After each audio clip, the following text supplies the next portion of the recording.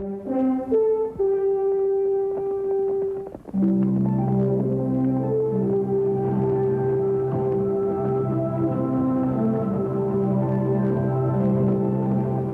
all who heeded the call to go west found overnight riches. Many found instead a grim struggle for existence and were lost by the wayside. One of these unfortunates was saved from a life of crime by the help of Rex Allen, who stars as the Frontier Doctor. Following the panic of 1893, unable to find work in eastern cities, countless families migrated west. They were easy prey for land speculators who sold them worthless farms, many without water. When drought came, these families were destitute. One such family was the Matthews, who migrated from Chicago and whom I did my best to help.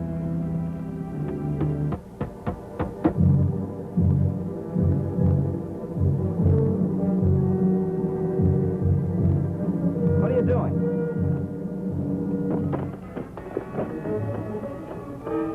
Leave it there. I said leave it there.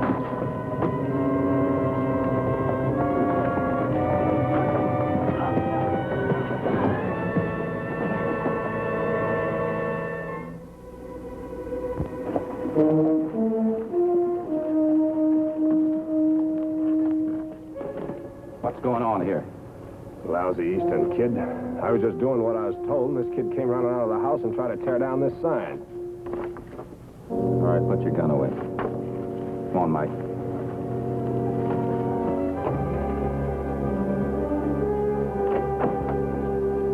I saw the fight. Why was he putting up that sign? I'll kill anyone who tries to kick us out while Mama's sick. Don't worry about it, Sally. I'll take care of it. I got your message. Is your mother in the bedroom? Yes, she is.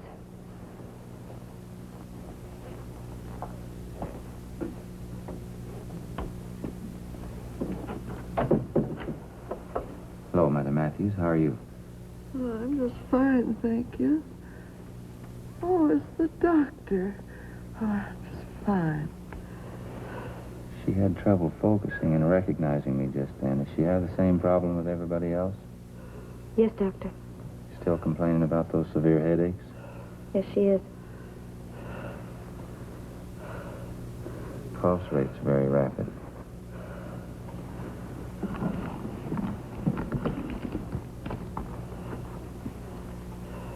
Here's some sedative pills. I want her to have one of these every 2 hours in a glass of water. Now, you try to get some rest, Mother Matthews, and I'll be back to see you again real soon. Oh, yes, doctor. Yeah.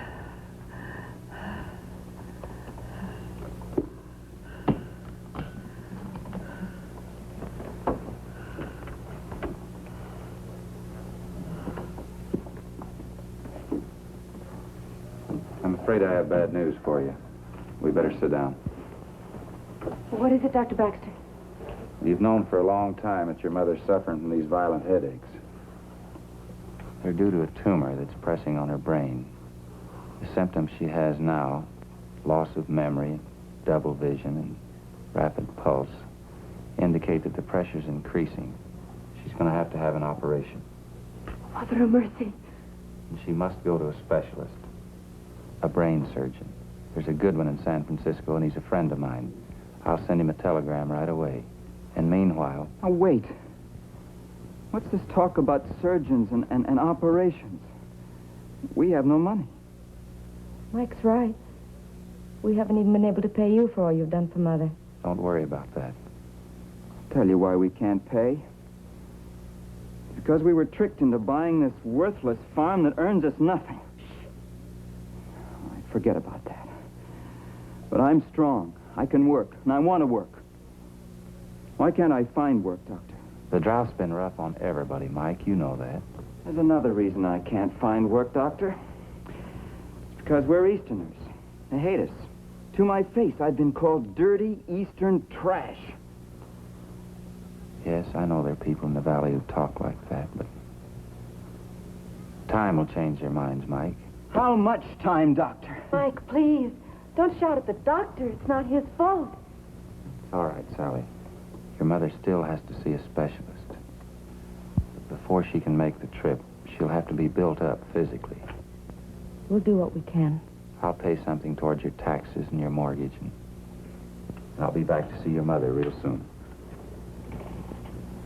Goodbye, Doctor. Goodbye. And thank you. And try not to worry.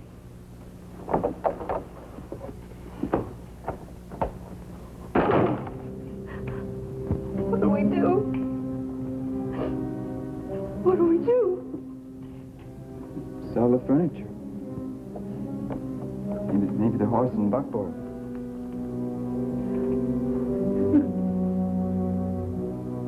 It's money.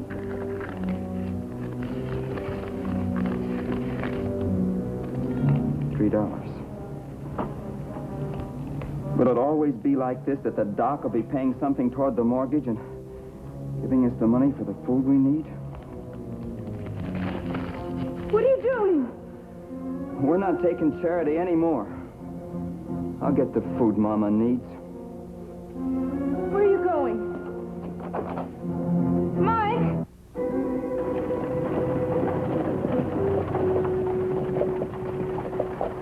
Well, Doc, what you doing out here? No sick folks in these parts? You spare a minute, Cleet? Why, sure. What's the trouble? The young fella in town I'd sort of like to help out. His father died about a year ago, and his mother's pretty sick.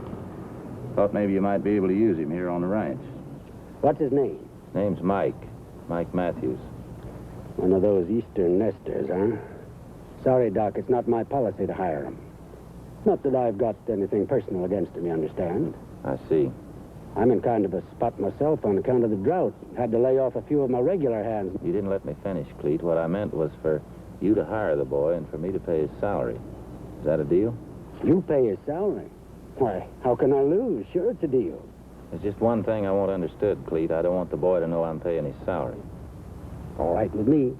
Thanks a lot, Cleet. Guess I'm the one should thank you, Doc, getting me an extra ranch hand for nothing. So long. So long. Get up, Jude.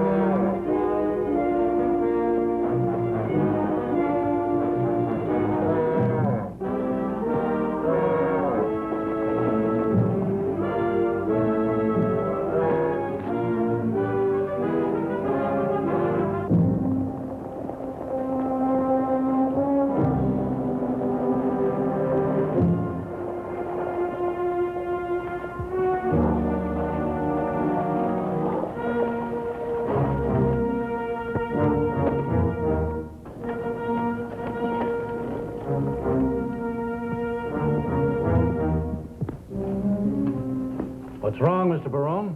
Sheriff, I want you to arrest this boy. I caught him trying to pull off the... Well, Doc, I was just telling the sheriff. I caught this boy red-handed on my grazing land trying to steal a calf. Is that true, Mike? Yes. Mike, the man you stole from, was about to give you a job. What, you mean... So this is the boy. Well, it's a good thing I didn't hire him. There's no room on my ranch for sneaking, thieving Eastern trash. Don't you call me Eastern trash, you understand? I'll call you anything I want to. I'll kill you, I'll kill you. Take it easy, Cleet. Take it easy.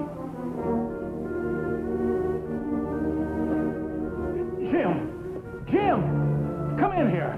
Yes, Sheriff? Lock him up.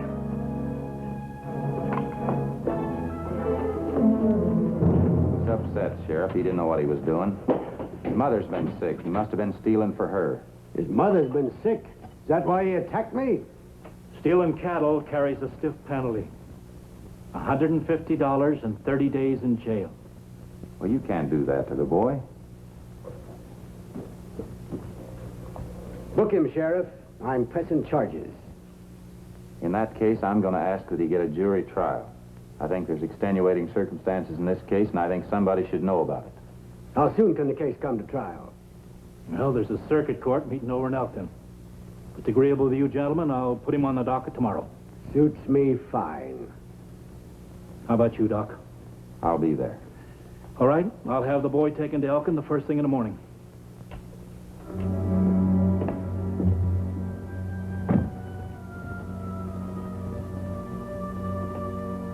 Doc, Don't worry about it, son.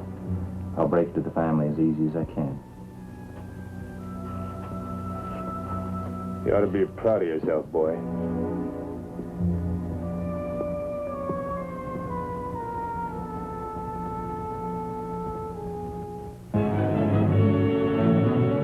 Early the next morning, Mike left the jail for the trip to Elkton. Tell you what, I'll make you a bet. I'll bet you get the full sentence for stealing. That's a $150 fine and 30 days in jail. No. That ain't all. He'll get you for assault and battery charge, too. For beating up on Cleet. That's another $300 fine and 60 days in jail. But the doctor will explain my mother's sick. She needs me at home. I won't cut no ice with this here judge. You know what he'll say?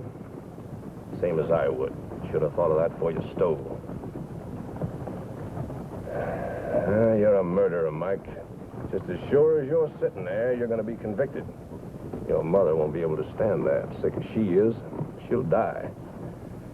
Yeah, you're a murderer.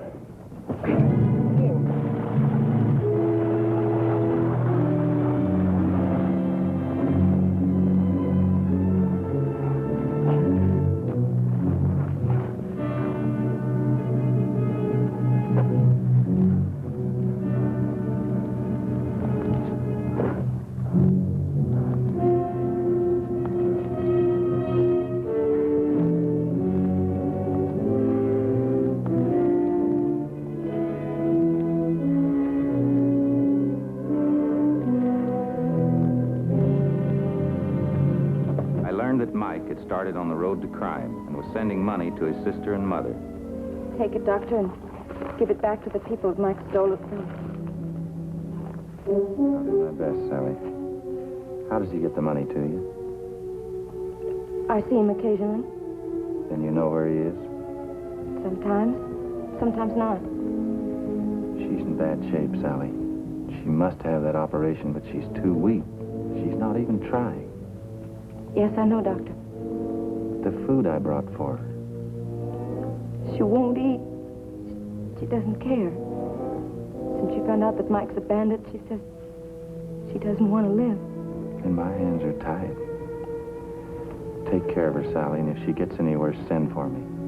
I'll go directly home after I deliver this money to the sheriff. In the meantime, try to get her to change her mind.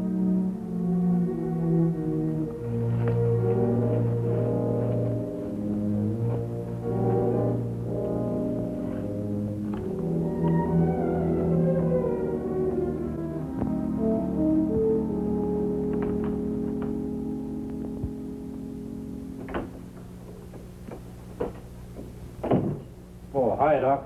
Morning. Yeah, there's been another holdup. Mike? I'm not sure. Wasn't positively identified. But Cleet's madder than a bull. Threatens to get my neck. Well, you're doing the best you can. Yeah, but the boy's learned fast. He's slippery as a mountain lion. I came in to give you this. Some money Mike gave his folks. They don't want any part of it. How'd he get it to them? He's been seeing his sister. Oh, then she must know where Mike's hiding out. I could bring her in and question her. She's his sister, remember? And she's made out of pretty strong stuff. I don't think it'd do you any good. Yeah, I guess you're right, Doc. The safest place for Mike, for himself and everybody concerned, is behind bars. If I can do anything to help you, why, let me know. Thanks.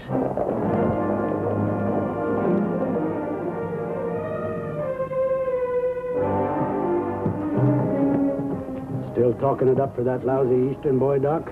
I only want to see justice done, Clete. Exactly what we're going to tell the sheriff, right, men?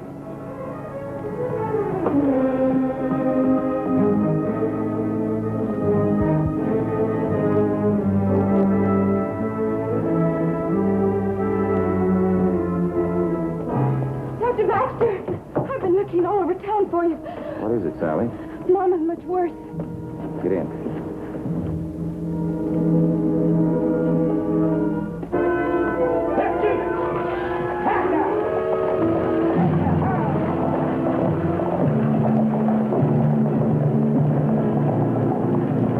While Mother Matthews' life ebbed away, a stormy argument was nearing its end in the sheriff's office. I'm tired of arguing, Sheriff. Are you going to deputize us or aren't you? All right, Cleet. You've got me cornered. If I don't, you'll go gunning for the boy anyway, and I haven't got enough men to stop you. You men are all deputized. All right. Let's get over to the Matthews shack. All you'll find there is a young girl and a sick old woman. That's right. And I bet you both of them can tell us where the boy's hiding out. You coming, Sheriff? Yes. I may at least be able to keep you from roughing them up.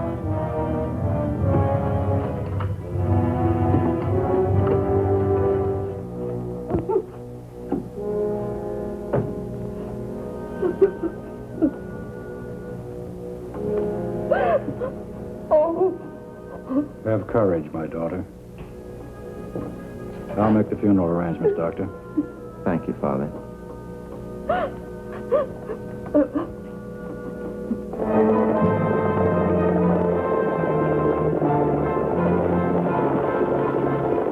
You couldn't find Mike? I found him. He was afraid of a trap.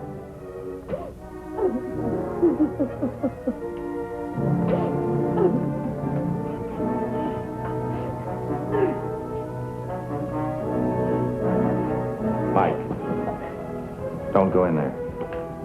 Oh, Mike. Mama's dead.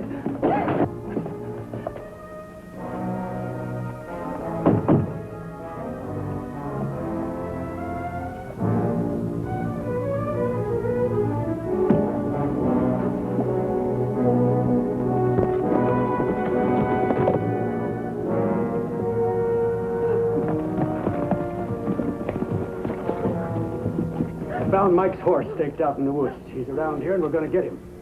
His mother just passed away. Give him a few minutes alone with her. Give him time to figure out how to blast his way out past us, not in your life. Wait a minute, let me talk to him. Maybe I can convince him to give himself up. Give the doctor a chance. All right. Sheriff, take some men and surround the house. Jim, Ed, come with me. Now, you got 2 minutes.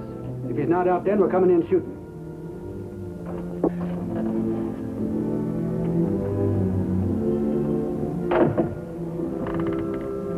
Did you hear? Yes? Then you'll walk back out into that room with me. Doc, I'll run out. With this blazing. You'd be dead halfway across the living room. Maybe so, but some of them, they'll be dead too. Listen to me, Mike. Your decision to live by the gun killed your mother. It brought misery to your sister and unhappiness to everyone around you. Now stop it. Give yourself up. Oh, no, Doc, I've broken the law too many times. Not that I wanted to, but it ran me crazy to see Mom and Sally starving.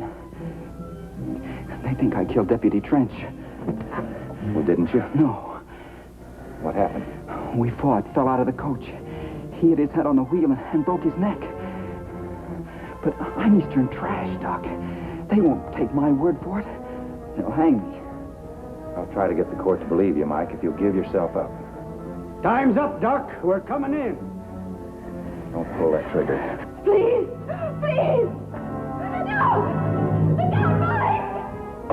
Get out of the way, Doc. He's got a gun. I need more time. Shut the door. I said he's got a gun. I said shut the door. I'll shoot you, Doc. I swear it, unless you move. No!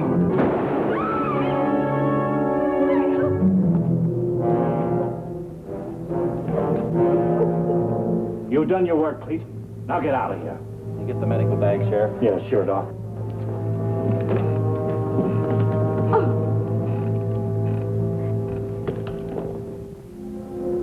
I saved Mike to face a judge and jury who refused to believe his story of the killing and who sentenced him to hang by the neck until he was dead. I had but one more avenue of appeal, the governor. Amen.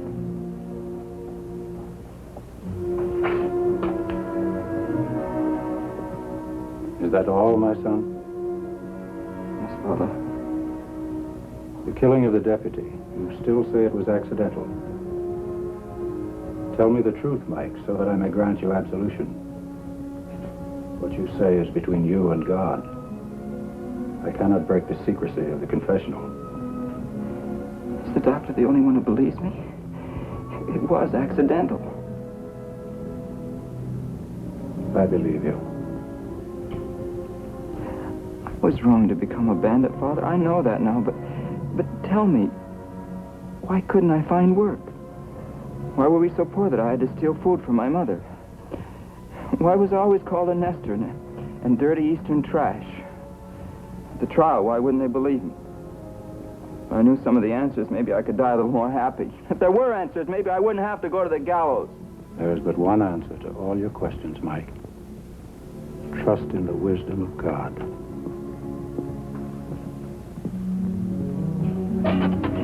Prepare yourself. It's time, Mike. I have one more question, Father. What's going to become of Sally? The doctor's arranged to take care of it.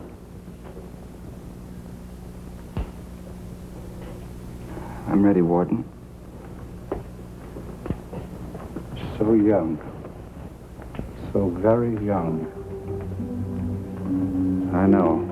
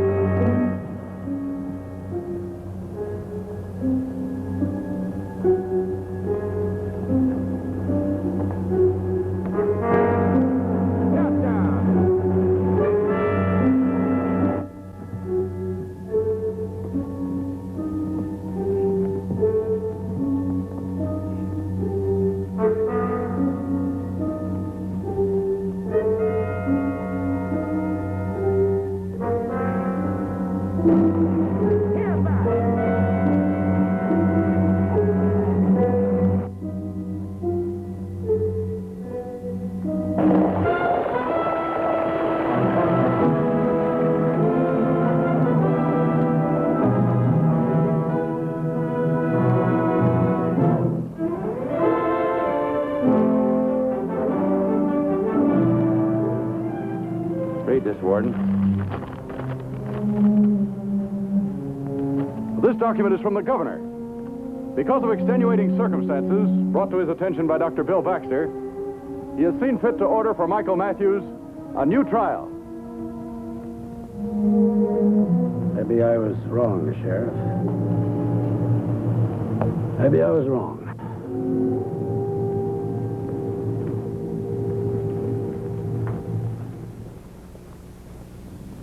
It was a different story at the second trial. Mike was exonerated of murder but pleaded guilty to his other lawless acts.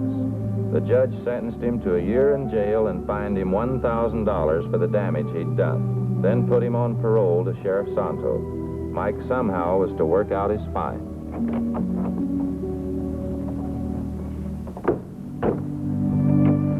Packing? Yes. You see, I thought that I would stand a better chance of getting work back east so that I could help Mike pay his fine. That's the only reason, Sally? Yes. You know, the West belongs to you as much as anyone. Probably even a little more. Both your folks are buried here. You suppose you could talk her into staying if maybe I could find her a job? You bet I could. Let's see what we can do about it.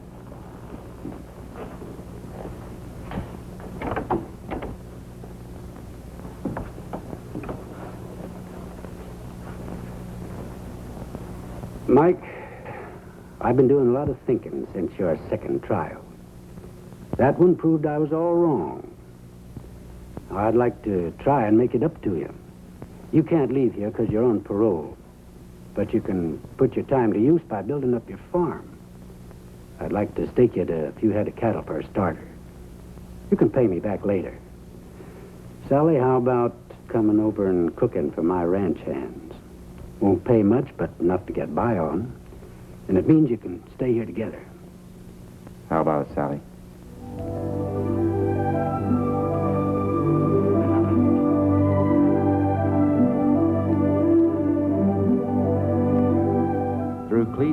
Mike became a successful rancher.